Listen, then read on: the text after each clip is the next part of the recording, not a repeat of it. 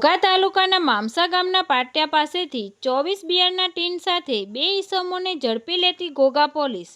આજરોજ તારીખ 14/6/2026 ને રવિવારે સવારે 11 કલાકે મળતી વિગતો અનુસાર ઘોઘા પોલીસ ઘોઘા વિસ્તારમાં પેટ્રોલિંગમાં હતા તે દરમિયાન ઘોઘા તાલુકાના મામસા ગામના પાટિયા પાસે નાળાની નીચે એક મોટરસાયકલ ઉપર ડબલ સવારીમાં શંકાસ્પદ રીતે પોતાની મોટરસાયકલ લઈને આવતા હોય ત્યારે ઘોઘા પોલીસ દ્વારા આ બંને ઈસમોને રોકી તેનું નામઠામ પૂછતા એકનું નામ વિજયભાઈ ભોળાભાઈ ચુડાસમા રહે ઉખરલા ગામ અને અશ્વિનસિંહ સિદ્ધરાજસિંહ ગોહિલ રહે ઉખરલા ગામવાળાની પાસે રહેલ એક કાળા કલરની કીટમાં તપાસ કરતા કીટમાંથી બિયરના ટીન નંગ 24 મળી આવ્યા હતા ત્યારે ઘોઘા પોલીસે બિયર ટીન નંગ 24 અને એક મોટરસાયકલ જેની કુલ કિંમત